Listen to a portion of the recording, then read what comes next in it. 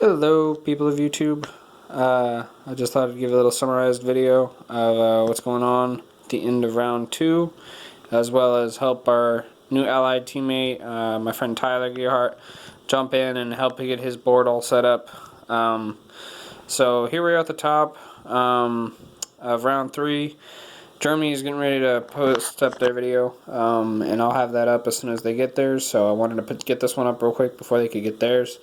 The Axis is probably on top in this game. I'm seeing a little bit of Ray for the Allies and a few strategies I have in mind. But for the most part, as you can see or not see, the German forces and Japanese forces are making a good run of things, as well as Italy's been pretty effective in this game. I just want to say thank you again to the gentlemen I'm playing with. They're very patient, and we're all good with getting everyone's, respecting everybody, and any little mistakes people make, we correct them without harsh judgment or anything like that, and it's just real nice to play with a group of guys like that. So, Tyler and everyone else, I'm going to kind of go through the units and their placements, just so you can kind of place his board at home. For the Allies over here on the eastern United States, you got 2 infantry, 2 artillery, and then for the ships, there's 2 cruisers, 1 destroyer, and 2 transports. For the big old fleet, I don't know how long they'll be around for the end of Germany's turn, but you got 2 subs, 2 destroyers, 2 cruisers for the British forces, and the German forces have a cruiser, an aircraft carrier that's full currently. England here. You have 1 tank, 2 infantry and artillery, 1 U.S. bomber, 1 UK bomber, and 1 UK fighter. The amount of damage on here. By the way, feel free to pause this video as many times as you want to get a closer look on how many tokens and troops are in actual places. I know it's kind of hard to see from the eagle eye view, like what's what. The fleet for Italy is 2 transports, 1 battleship, and 2 cruisers. You got the lone German transport out here. And I'm sorry, I'm not going to read off all the sea zones. It'll take a while. Over here in France, you got 1 bomber, 1 artillery. And the industrial complex currently has 11 points of damage on it. In case it's hard to see. 1, 2, 3, 4, 5, 6, 7, 8, 9, 10, 11. Yep, 11. 2 tanks there in Germany proper. 3 infantry over here on the... Excuse me, I had to burp there. On the German front, you can kind of see that there's only 2 infantry up near Karelia, 1 tank, 2 tanks there. 1 infantry, 1 tank. There's 2 infantry and 1 artillery here in East Poland for the Russians. 4 tanks down here in Romania. As well as over here, Carcass. 1 fighter, 2 tanks. Down here in Africa, you have 1 fighter down here in Italy, Africa. 1 artillery here in Angola, Egypt, Sudan. In case anyone's wondering, that's Australian artillery. And then 3 infantry here in Egypt. Moving on, this is probably will get more confusing. Here's the Pacific UK fleet.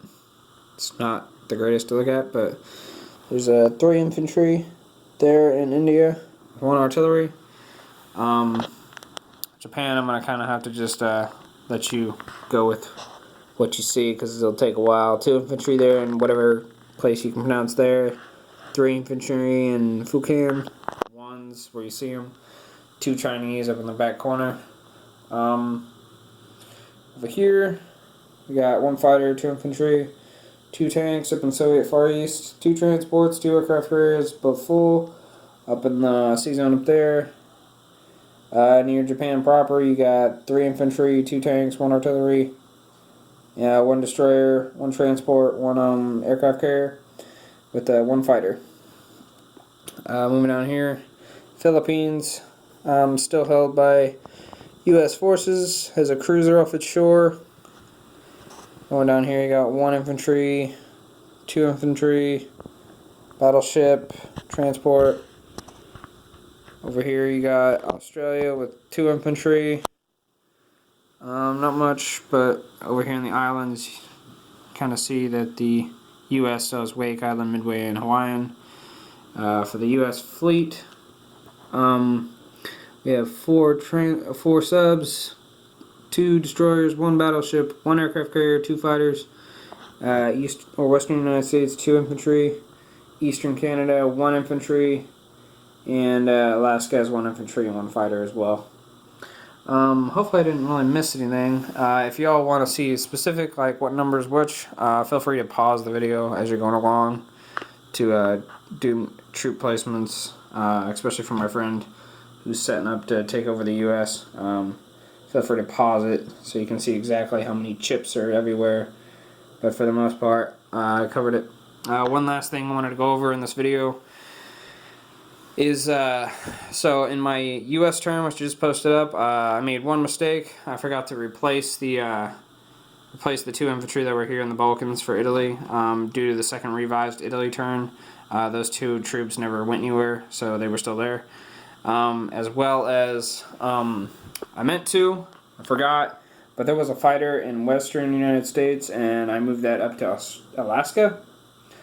So those 2 things, sorry guys, I forgot to tell you, but I just wanted to sum it up right there. My partner told me about the Italy troops. I didn't want them missing 2 infantry out of nowhere. So far it's been a great game, and again, I'm having a lot of fun no matter who wins. Look forward to playing the next one. I think we're all gaining a lot of experience from this one, so the next one's going to be even funner, and we'll know exactly how to do it because it's streamlined, and hopefully we'll have a full party of 6. But y'all have any questions? Anyone watching? Any questions about my figures, painted or otherwise? What you think we might do as allies? What you think the Axis should do? Who do you think is going to win? Any comments? Just keep them down in the comment section. Drop a like. Like I said before, one of the guys, he posts up on his channel also the videos, so if you don't see him here, you can always go over there, check him out there for yourself as well. Drop him a like and give him your support as well. I've been very supportive with my channel, and I really appreciate that. And again, I really appreciate the players and the spectators alike. So this is Grandmaster Bert signing off.